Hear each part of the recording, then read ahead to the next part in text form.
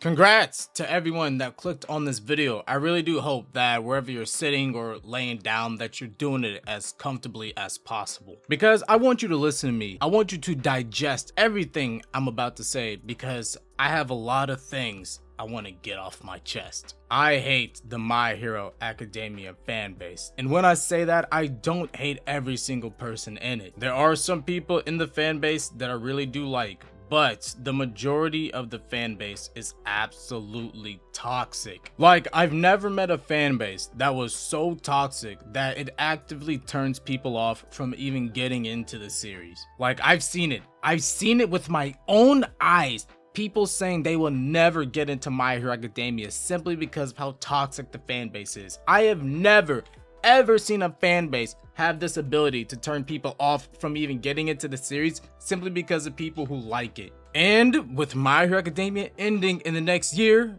it was about time I dropped this pipe bomb on the My Hero Academia fan base. My Hero Academia has been around for about 10 years and people still don't understand it. Like, for instance, people still think that My Hero Academia was always an underdog story. People complain about how Deku is no longer the underdog of the story, how My Hero Academia lost its way of being the underdog story when it never ever an underdog story. In fact, My Hero Academia stopped being an underdog story when Deku was given the strongest quirk in the entire series. From that point on, My Hero Academia was no longer an underdog story. From that point on, Deku was no longer the underdog. Deku was the chosen one. This was a story about how he became the greatest hero. Another stupid take on My Hero Academia is people thinking that Deku could have became Batman. They complain about Deku getting a quirk, how he's no longer an underdog, and how the story should have followed him without a quirk, trying to be a hero without a quirk and just using gadgets like Batman. And people with 2 brain cells will realize how stupid that idea was. Stupid. Like, for instance, how is some fucking gadget gonna help Deku to defeat Shigaraki? How? Just explain to me how. Their answer is that he can't. He can't be some fucking Batman of My Hero Academia. For anyone who thinks that My Hero Academia should have been about Deku being a hero without a quirk and just using gadgets is either a stupid idiot or didn't read the series. Either way, that idea is stupid and you're a bozo. Another complaint I have about the MH8 fan base is their theory about Horikoshi being some type of misogynist. And this stems from how he treats his female cast. They are not the best, far from it, but they are not as bad as people make them out to be. And I made a whole video about that. Make sure you click the link down in the description below to watch that video. But a lot of these misogynist talks have been coming from recently, how Horikoshi has introduced female characters and as soon as they get introduced, they get taken out pretty quickly. Like, I get it. You want to see these sexy ass female characters stay around longer, but they're here just to do their job and dip. Everyone has their role to play in the story, and unfortunately these female characters' roles are very minor. They come in and do it and they get out. Of course, the female characters in MHA can be treated better. Of course they can. But you can't call Horikoshi a misogynist simply because he puts female characters in and then takes them out after they've done their job. Then there's those people who are still complaining about Momo's costume to this day. Like, we get it. Momo's costume is revealing, but it has been about 10 years and people are still bitching about her costume. Like, can you shut the fuck up? And what I find funny about people complaining about Momo's costume being too revealing or too sexy is that they don't say shit about Kirishima. They don't say shit about how he doesn't even wear a shirt, how his entire chest and abs are exposed. Or can we talk about that entire filler episode where it just shows nothing but the boys of Class 1A with no shirts on swimming around in a pool? Of course, you see no one complaining about that. Then we get to the people who complain about Nejire's tits being really big, okay? I get it. They were smaller in the manga and the animators for the anime made them a little bit bigger. Could they be horny?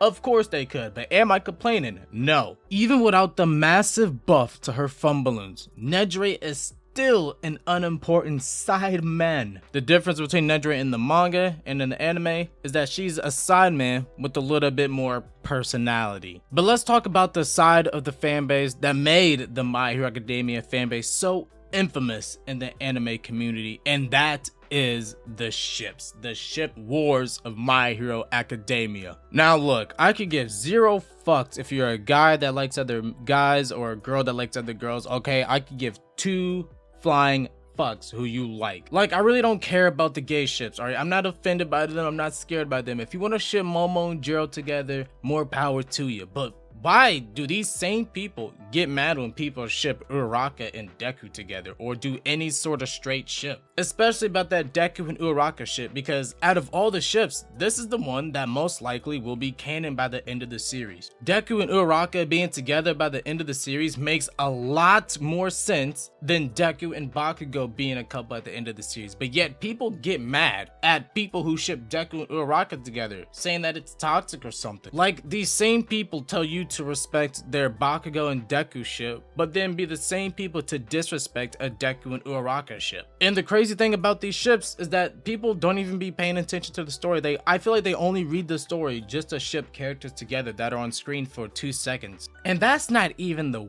worst part, alright? There are some weird fucking ships out there. Like, there are people who are out here shipping Deku and Nomu, Deku and Eri, Deku and All Might, Eri and Overhaul. Then there's those super weird fucks who ship Dabi, Shoto, and Endeavor. And some of you anime onlys might not understand why Dabi, Shoto, and Endeavor being shipped together is absolutely disgusting. Well, you'll probably understand why Shoto and Endeavor being shipped together is disgusting, but all three of these characters being shipped together is absolutely disgusting, and you won't know that unless you read the manga or until season 6 comes out. But all I gotta say is that you niggas who do this are absolutely fucking sick. But let's talk about the bullies in the My Hero Academia fan base, because there's a lot of them. People take time out of their day to send death threats to Horikoshi. And it's for many reasons. It's for many reasons why he's received death threats from these fucking lowlifes. First off, there's people getting mad that Horikoshi doesn't give light to their fucking ships, as if like anyone cares. Then there's those people who send death threats to Horikoshi because of Endeavor's redemption. They try to say that Horikoshi is justifying abuse because he's allowing Endeavor to become a better person, which is completely wrong. And Horikoshi has never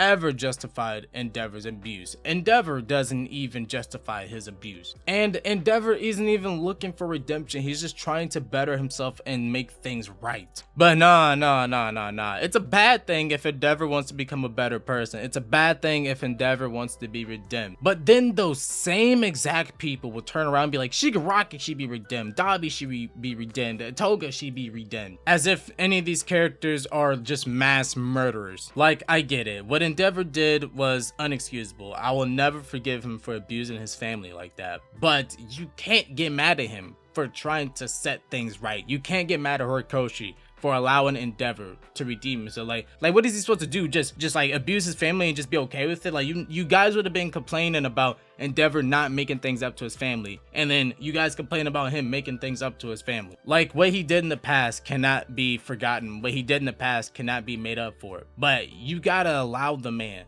to try to set things right, to try to do the right thing. It's not about redemption, but it's about doing the right thing. But this video is getting a little too long. I'm gonna cut off right here. Make sure you guys hit that like, comment, subscribe, and share. If you liked the video, which I know you did, of course you like every video that I do. But I want to end things off with this last statement. The My Hero Academia fan base is toxic, and that is undisputed.